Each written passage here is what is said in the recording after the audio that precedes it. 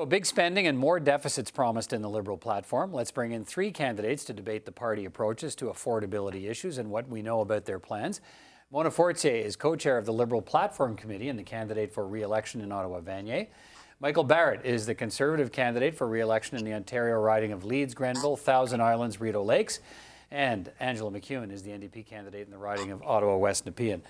Michael Barrett, if I can, let me start with you on this. Conservatives started this election campaign saying, look, the number one issue would be affordability and helping people get ahead. The Liberal platform is spending lots of money on a lot of programs in a lot of sectors of society. The Conservatives are promising tax cuts of their own and tax credits. The NDP and the Greens are promising big spending on social programs. So how should the voter decide who has the best offer on affordability? Well, Peter, we've been knocking on hundreds of thousands of doors across Ontario, and here in my riding, we've knocked on thousands of doors, and the message is very clear, and that is that people are having a hard time at the end of the month, doing more than just getting by. And so we've proposed measures that do make life more affordable, our universal tax cut, removing scrapping the carbon tax, removing GST from home heating, and we have committed in step with our health and social programs guarantee that while we are going to increase transfers to the provinces of 3% every year, we're going to balance the budget in 5 years. So we're making life more affordable for Canadians, and we are going to balance the budget, but we're not going to do it at a cost of any social programs. What we're seeing from Justin Trudeau's team is that they had promised that the budget was going to be balanced this year, or that it was going to balance itself, and they're $17 billion off from that in 2019, and they're promising now a $27 billion deficit in 2020. Okay. So let me move to Mona Fortier. So there is that point. There's no more talk of balanced budgets anymore in the Liberal platform. There's a lot of deficit spending, and are balanced budgets important anymore? Well, we're investing in Canadians. We want to invest in growth and continue to make sure that Canada is continuing to support middle class families, and that growth is the most important thing. We have, you'll see in the platform that was announced yesterday, I've gone through it. Measures to help Canadians have great opportunities to help them with their affordability. We're going to cut to 25. Do balanced budgets matter anymore? Well, we have guiding principles to make sure that we're on a downward track with the net GDP ratio that is going to make sure that we have a responsible plan. We also want to keep our AAA credit, and investing in Canadians is the right way. We saw it in the last 4 years by Canadians created over 1 million jobs, and we've lifted 900,000 Canadians out of poverty. So we have to continue on that track, and the measures that we have will help strengthen our middle class. And Angela MacEwen, let me move to you. I mean, I'm sure there's a lot of ideas in this Liberal platform that the Democrats probably think are good ideas, but what's wrong with the platform? Well, it comes down to a two-part question. Do you want to rebuild the social services we rely on in Canada? And do you trust the Liberals to do it? Because they've been promising some of these things in this platform since before I graduated high school. The past 30 years, they've had promises on childcare, they've promised pharmacare, they've promised to build houses, and they're actually spending less on housing. They've promised to do more on international development. They're spending less. So it really comes down to, these are pretty words, these are great ideas, but do you trust the Liberals to deliver? Because they haven't for the past 4 years. Do deficits matter?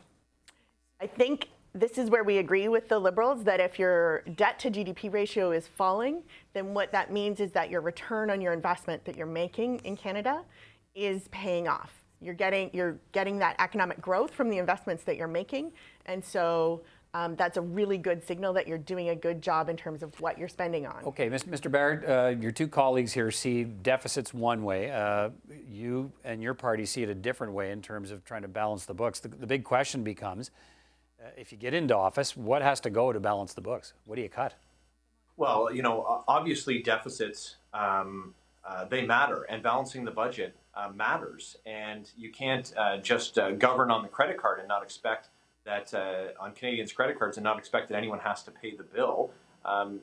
we've already talked about some of the things that we're going to cut, including $1.5 billion annually in corporate welfare going to companies that had were paying shareholder dividends and executive bonuses and not guaranteeing any Canadian jobs in the process. But if you take over government, if you have a deficit when you take over 15 or 20 billion dollars, the 1.5 billion is not going to go a long way towards reining that in.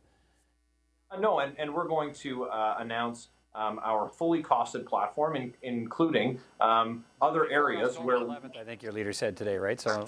Right, okay. Right, and what we saw with the Liberal platform announced yesterday, it's not costed. A lot of these are pie in the sky promises, and many of them we don't know where they're going to get the money to do it, and they don't even know where they're going to get the money to do it. And so it's really important that Canadians have all of the information and that they're able to choose a government that has a plan and has a plan to return to balance in a responsible way while making life more affordable and supporting important social programs. Okay, so let me pick up with. Not all of the promises We are. have, Not all the plan promises are has costed, and we the parliamentary have- budget officer says some of your revenue expectations on a luxury tax and on some different corporate taxes are highly They're uncertain. projections. They're and, highly we are uncertain, looking at them. and if you look at this, and let me put it this way: if your fiscal anchor is the debt to GDP ratio, there are a lot of things that could throw off that fiscal anchor. If your projections are wrong on revenues, if we hit a global downturn, which a lot of people are concerned about, that we get swept up.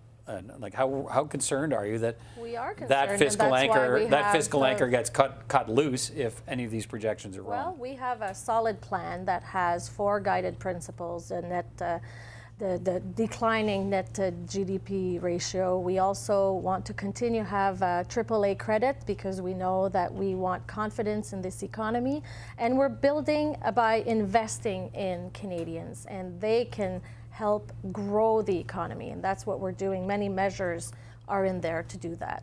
Also, we're looking at a very important issue, which is environment. I mean, we know that putting a price on pollution is the right thing to do, and to continue on that track is really important. I'm worried that if Conservatives are elected, they will cut on that. They will cut on the price on pollution. They'll want pollution to be free, and that is not a good plan for Canadians. I mean, this platform actually isn't that much different from what the Conservatives are offering in terms of there's a lot of targeted tax credits that don't help the people who are having the hardest time. There's not enough investment in things like affordable housing or childcare that make the biggest difference to affordability for people. The Farmer Care Plan, how can we believe that it's universal if it's not even costed in the program? There's no money allocated towards it. So these are big ticket items that aren't showing up in the platform that really matter. When I'm knocking on doors and talking to people and they say, how are you gonna help me afford to live? And I say, well, we're going to bring in a universal farm care program, and we're going to have a rent subsidy and bring in affordable housing. They're like, yeah, that would make a difference in my life. Mr. Barrett, is the Conservative argument looking at this platform that maybe it has something for everyone perhaps, and maybe it does make a lot of lives more affordable, but you're saying it's irresponsible? Does it do more on the affordability side than Conservatives would do, but at a risk in terms of deficits? We've put forward a really reasonable and targeted set of measures that help the most Canadians, and certainly the plan is very risky when they don't know how they are going to pay for it. And our plan that we're putting forward, we know where the revenue is coming from, and we're going to outline areas where we're going to make cuts. And the Liberals want to point to. They want to point to, the social programs, and that's why we've been very clear that we're going to have an increase of 3% annually through our health and social programs guarantee. But and the costs in health are rising faster than 3%. 3% isn't even going to keep up with population growth plus inflation. So a 3% transfer to the provinces for health is actually, in real terms, a cut. They need more money than that, and their systems are already fraying. In Ontario especially, we have hallway medicine. We have people that should be in long-term care homes that are sitting in hospitals for years at a time, actually. So that's not okay. Okay, we're just... In Ontario, we see the result of 14 years of a Liberal government that mismanaged. They mismanaged the healthcare system. They mismanaged our finances, and the same people that A lot of advised people suffering in Ontario with all those cuts. Let me give a final word to Mona Fortier here. Well, I am very happy with the product that we have, that the platform we're presenting. We talked to Canadians for the past year and a half, and we have measures to help with affordability and also to grow the economy. All right. So I'm hoping that we And will we'll be able wait to see share with that. the fully costed platforms from the Democrats and from Conservatives before the end of the election cycle in the next couple of weeks, we expect. So thank you all for your time. Appreciate it. Thank you very much. Thank you. Thank you.